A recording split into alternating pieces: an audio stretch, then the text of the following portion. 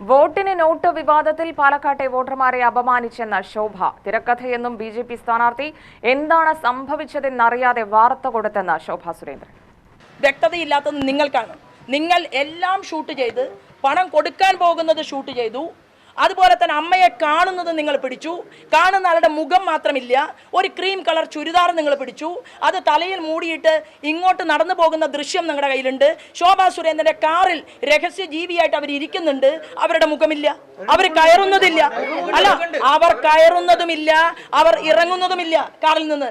നിങ്ങൾ ഒരു തിരക്ക ഇതെങ്ങനെ ഈ വീഡിയോ ക്രിയേറ്റ് ചെയ്യപ്പെട്ടു എന്നത് ഞാൻ കേരള രാഷ്ട്രീയത്തിൽ തെളിയിക്കും. ഒരു തർക്കവും വേണ്ട. ഒരു മാധ്യമമാണ് ഇതിനു പിന്നിൽ. എന്നെ വ്യക്തിപരമായി ആക്ഷേപിക്കുന്ന രീതിയാണ് സ്വീകരിച്ചത്.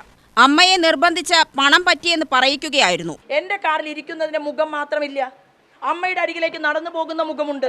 അല്ലല്ല,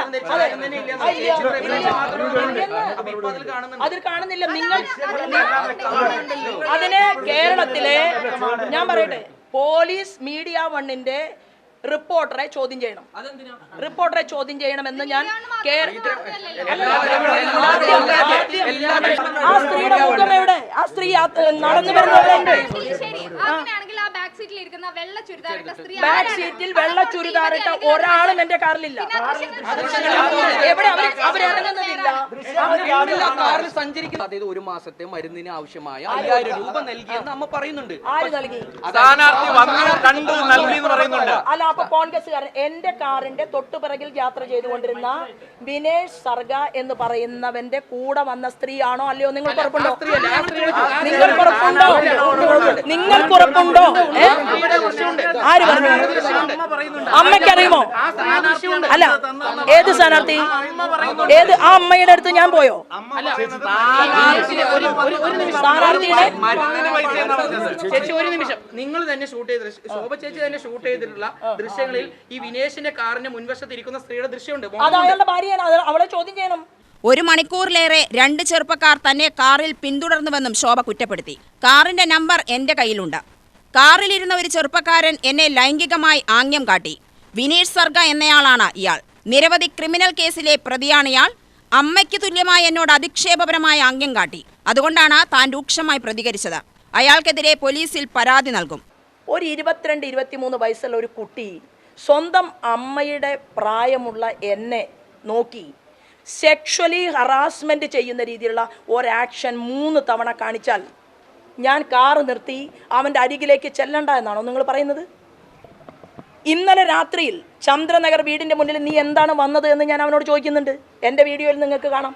എന്തിനാണ് ഞാൻ താമസിക്കുന്ന വീടിൻ്റെ മുന്നിലേക്ക് രാത്രി 11:30 മണിക്ക് ആ ചെറുപ്പക്കാരൻ വന്നത്? കാറിലുണ്ടായിരുന്ന വ്യക്തിയുടെ പേര് വിനേഷ് സർഗ. പോലീസ് 420 കേസ് ഇട്ടിട്ടുള്ള ഒരാളാണ്. ഈ 100 കണക്കിന് ആളുകളെ ഒരു കോപ്പറേറ്റീവ് സഹകരണ സംഘത്തിലൂടെ പറ്റിച്ച ഒരാളാണ്. പാലക്കാട് ജില്ലാ കളക്ടറുമായി താൻ സംസാരിച്ചു. ഇന്നലെ തന്നെ കാശ് കൊടുക്കുന്നുവെന്ന പരാതി കിട്ടിയതായി കളക്ടർ പറഞ്ഞു.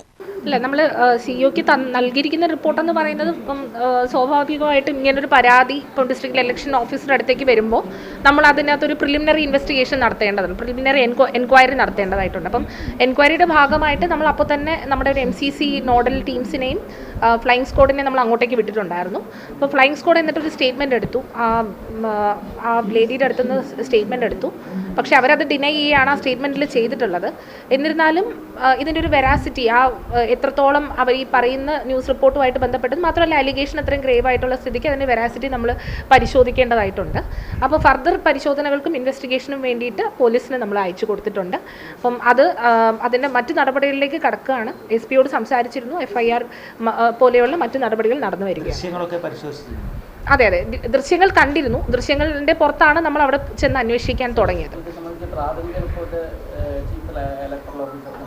ചീഫ് ഇലക്ടറൽ ഓഫീസർക്ക് നൽകിയിട്ടുണ്ട്. ആ റിപ്പോർട്ടിൽ നമ്മൾ പറഞ്ഞിരിക്കുന്നത് ഫർദർ എൻക്വയറി വേണം എന്നുള്ളതാണ്. ഫർദർ എൻക്വയറി വേണമെന്നും അതിൻ്റെ ഇൻവെസ്റ്റിഗേഷൻ ഓഫീസറായിട്ട് റിട്ടേണിംഗ് ഓഫീസറെ നമ്മൾ വെച്ചിട്ടുമുണ്ട്. അപ്പം റിട്ടേണിംഗ് ഓഫീസർ ഇപ്പം ഇന്നും നാളെയും വളരെ തിരക്ക് പിടിച്ചൊരു സമയമാണല്ലോ. അപ്പം മാത്രമല്ല, ഒരു പീക്ക് ടൈമിൽ നമ്മൾ പോയിക്കൊണ്ടിരിക്കുന്നത് കാരണം നമ്മൾ 11th റിപ്പോർട്ട് തരാനാണ് പറഞ്ഞിരിക്കുന്നത്. അതിൻ്റെ ബേസിസിൽ ഫർദർ കോഴ്സ് പരാതികൾ ഇപ്പം ഡിഫറെൻറ്റ് പൊളിറ്റിക്കൽ പാർട്ടീസിൻ്റെ അടുത്തുനിന്ന് നമുക്ക് കിട്ടാറുണ്ട്. ഫോർ എക്സാമ്പിൾ, ഇന്നലെ രാത്രി നമുക്ക് ഒരു സ്പെസിഫിക് ഹോട്ടലിൽ പൈസ ഉണ്ട് എന്ന് പറഞ്ഞിട്ടൊരു വാർത്ത നമുക്കൊരു ഇൻഫർമേഷൻ കിട്ടിയിരുന്നു. അപ്പോൾ വെളുപ്പിന് തന്നെ നമ്മൾ പോയി അവിടെ സെർച്ച് ചെയ്തു. പക്ഷേ സെർച്ച് ചെയ്തെങ്കിലും നമുക്കൊന്നും കണ്ടെത്താൻ പറ്റിയില്ല. അപ്പോൾ പരാതികളുടെ പുറത്ത് നമ്മൾ ഒബ്വിയസ്ലി അപ്പോൾ തന്നെ ഒരു കോഴ്സ് ഓഫ് ആക്ഷൻ എടുക്കും. അതിപ്പം ഏത് സ്ഥാനാർത്ഥിയാണെന്നോ ഏതോ പൊളിറ്റിക്കൽ പാർട്ടിയാണെന്നോ നോക്കാറില്ല.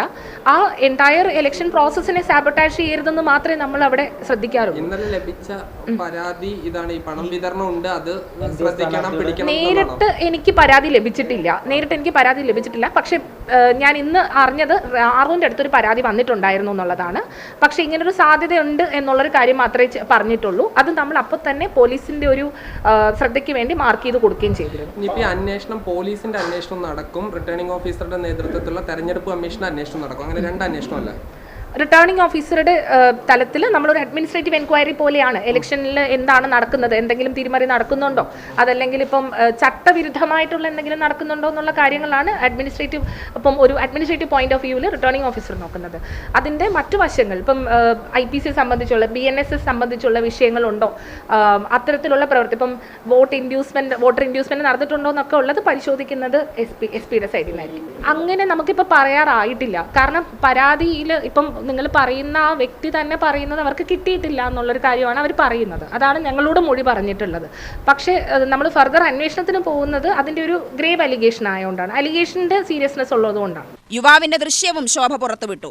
വീട്ടമ്മയ്ക്ക് പണം കൊടുത്ത സ്ത്രീ തന്റെ കാറിൽ ഉണ്ടായിരുന്നില്ലെന്നും ശോഭ പറഞ്ഞു. എല്ലാവരും ആ അമ്മയെ കാണാൻ പോയി. ആ അമ്മയെ കാണാൻ പോയിട്ട് അമ്മയെ തലങ്ങും വിലങ്ങും. അപ്പോഴേക്കും മാർക്സിസ്റ്റുകാർ പോകുന്നു, കോൺഗ്രസിൻ്റെ ആളുകൾ പോകുന്നു, ആ വീട്ടിൽ അമ്മയെ പ്രഷർ ചെയ്യിക്കുന്നു, അത് പറയണം ഇത് പറയണം, എന്നിട്ട് പല ചോദ്യങ്ങളും ചോദിച്ചു. എന്തെങ്കിലും ഒരു തൊണ്ടി നിങ്ങൾക്ക് കിട്ടിയോ? ആ അമ്മ എന്താ പറഞ്ഞത്? എൻ്റെ കയ്യിൽ ഒരാളും പണം തന്നിട്ടില്ല എന്ന് പറഞ്ഞു. അപ്പോൾ ആദ്യത്തെ കഥ പോയി. BJP ജില്ലാ പ്രസിഡന്റ് പ്രശാന്ത് ശിവനും ശോഭയോടൊപ്പമുണ്ടായിരുന്നു. BJPയുടെയോ സ്ഥാനാർത്ഥിയുടെയോ പ്രതിനിധിയാണ് പണവും സാരിയും കൊടുത്തതെന്ന് തെളിയിക്കാമോ എന്ന് പ്രശാന്ത് ശിവൻ ചോദിച്ചു. UTV news, Palakkad.